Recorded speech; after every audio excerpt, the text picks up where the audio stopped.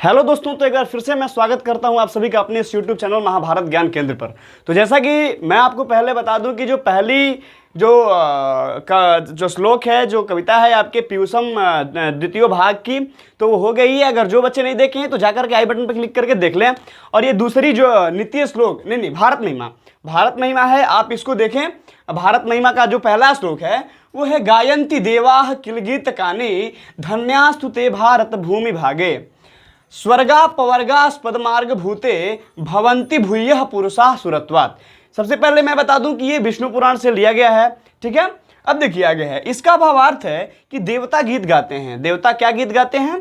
देवता कहते हैं कि देवता गीत गाने का जो यहाँ पे तात्पर्य है कि देवता कहते हैं, देवता चाहते हैं, क्या चाहते हैं कि वे निश्चय ही धन्य है, वे निश्चय ही धन्य है जो स्वर्ग और मोक्ष के योग्य साधन स्वरूप भारत भूमि में जन्म लेकर देवत्व रूप को प्राप्त कर लेते हैं। वो वास्तव में धन्य हैं। वो वास्तव में एक तरीके के ये कहा जाए कि उनके पास एक ऐसा साधन है जो केवल उस भूमि पर जन्म लेकर मोक्ष को, स्वर्ग को प्राप्त कर लेते हैं। दूसरी भाषा में अगर हम इसके अर्थ को बताएं तो श्लोक विष्णु पुराण से ली गई है, जिसमें देवता ये बताते हैं, देवता इस बात को बताते हैं कि जिन लोगों का जन्म भारत भूमि पर हो गया वे स्वर्ग और मोक्ष की प्राप्ति के लिए एकमात्र वैसा स्थान जहां पे जन्म लेना ही स्वर्ग और मोक्ष की प्राप्ति का साधन है, ठीक है। अगले श्लोक के आगे श्लोक है वो है कि अहो अमीसाम किमकारी शोभनम प्रसन्न एषाम स्विदुत स्वयं हरिः।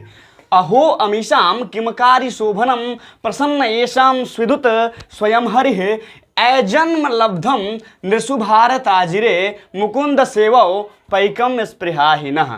तो इसका जो भावार्थ है कि अहो अमीशा मतलब कि भारत की जो आकार है, भारत की जो आकार है उसको देखकर क्या कहते हैं भगवान की अहो। इसका अर्थ जो है कि भारत भूमि का आकार इतना शोभायुक्त है कि स्वयं हरि भी इसके आकार को देखकर, इसके सौंदर्यता को देखकर प्रसन्न होते हैं, अथवा इनके द्वारा भारत के प्रांगण में जन्म लेकर श्रीहरि की सेवा योग्य स्पृहा की जाती है। ये जो प्रस्तुत श्लोक है वो भागवत पुराण से लिया गया है। इस श्लोक में प्रभु बताते हैं, श्रीहरि बताते हैं कि भारत इतनी सौंदर्य से कहा जाए या फिर इतनी अच्छी भूमि है, आकार से कहा जाए तो इतनी अच्छी भूमि है कि भगवान भी सोचते हैं कि हम भी मनुष्य के रूपों में, हम भी मानव के अवतार में यहाँ पर जन्म लें और मतलब कि और हम लोग जो हैं वो इनकी स्पृहा यानी कि इनकी सेवा के मतलब कि स्पृहा के रूप में इन भगवान की सेवा करें, ठीक है।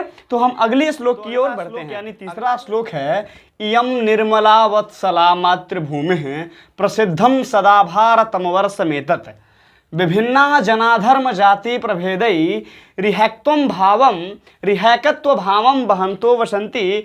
इसका अर्थ यह है कि यह प्रसिद्ध भारतवर्ष, यह निर्मल भारतवर्ष, यह भारत वत्सल देश यानी कि भक्त वत्सल जो भारत देश है, यह प्रसिद्ध जो भारतवर्ष है, यह सदा ही स्वच्छ और हमारी ममतामयी मातृभूमि रही है। यानी कि यह हमेशा प्रसिद्ध और हमारी ममतामयी मातृभूमि रही है। विभिन्ना जनाधर्म जाति प्रभेदई, यहाँ धर्म और जाति जो हैं यहाँ जो धर्म और जातियों में विभक्त विभिन्न लोग जो हैं, यह रिहेकत्व भावम यानी कि हमेशा एक भाव से, एकता भाव से रहते हैं, वसंती निवास करते हैं। यानी कि यहाँ पर जो जितने भी धर्म और जाति के लोग हैं, जो विभिन्न लोग हैं, वो हमेशा एकता को धारण करते हुए, हमेशा अखंडता को धारण करते हुए यहाँ पे रहते हैं, ठीक है। अब देखिए हम चलते हैं अगले श्लोक की तरफ। अगले श्लोक यानी जो इस पाठ का चौथा सेकंड लास्ट जो श्लोक है वो है विशालास्मदीया धरा भारतीया सदाशिविता सागरैरम्य रूपा वनय पर्वतैर्निर्झरैर्भव्य भूति वहंती भिरेखा शुभा चाप गाभे। यहाँ पे श है, इसका जो उच्चारण है वो ख से किया जाता है, ठीक है।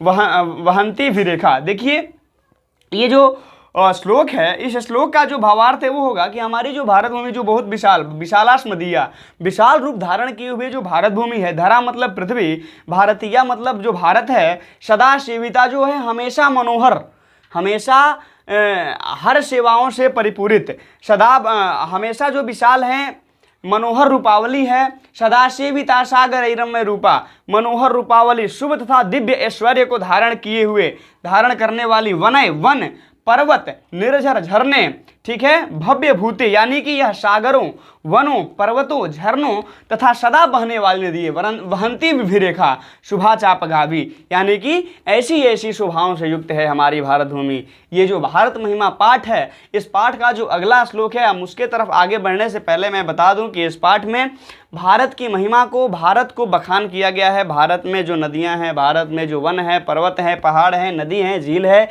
यहाँ के लोग हैं, उन सभी चीज़ों को ध्यान में रखते हुए हमारे भारतवर्ष को एक बहुत ही अच्छे देश के रूप में, यहाँ पे जन्म लेने वाले लोगों को सीधे स्वर्ग तथा मोक्ष की प्राप्ति के रूप में देखा जाता है। चलिए बढ़ते हैं अपने अगले श्लोक की तरफ।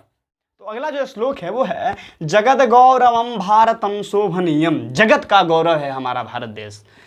ये जो श्लोक है, ये श्लोक कवि के द्वारा ही उद्धृत है। इसमें कवि यह बताना चाहता है, सबसे पहले मैं श्लोक को पढ़ूं तो जगत गौरवम भारतम शोभनीयम सदास्माभिरेत तथा पूजनीयम, सदास्माभिरेत तथा पूजनीयम भवेद देश भक्ति शमेशाम जनानाम, भवेद देश भक्ति शमेशाम जनानाम परादर्श रूपा सदा वर्जनीयाम।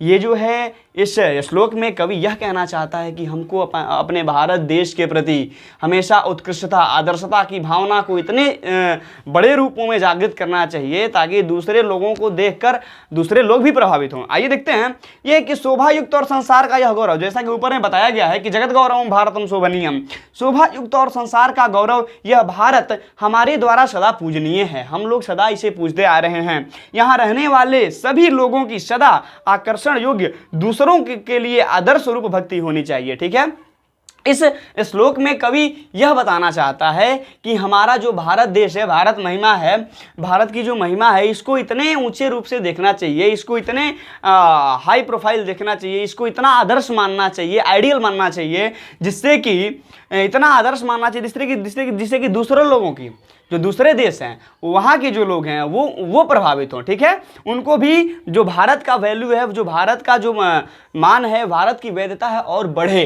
ठीक है, तो ये जो कविता है लगभग क्या पूरी समाप्त हो गई है। और अगली कविता जो नीति श्लोक है, अगली कविता आपको अगली वीडियो में मिल जाएगी। अगली जो श्लोक वाली कविता है, लगभग 5 या 6 श्लोक हैं जो सभी पढ़ा दिए जाएंगे आप लोगों को। और इसके बाद से जितने भी आपके जो कहानी वाले जो जितने चैप्टर हैं, उसके बाद उसको हम लोग डील कर लेंगे। ठीक है, और इसकी जो मतलब कि घबराने की बात नहीं है। इसकी जो पाठ्य पुस्तक में जितने भी इसके प्रश्नोत्तर हैं, वो भी हम PPT के माध्यम से या फिर बोर्ड के ही माध्यम से डील करा देंगे। ठीक है, मिलते हैं आप लोगों से नेक्स्ट वीडियो में। तब तक अपने ऊर्जा को ऐसे ही बनाए रखिए, तब तक अपने आप को ऐसे ही रखिए और अपने इस पढ़ाई को अंजाम दीजिए, क्योंकि लॉकडाउन तो अभी चलेगा, कब तक चलेगा कोई कुछ नहीं कहा जा सकता है। आपकी पढ़ाई बाधित ना हो, ये हमारी तरफ से पूरी कोशिश है आप लोगों के लिए। मिलते हैं आपसे नेक्स्ट वीडियो में, तब तक के लिए वंदे मातरम।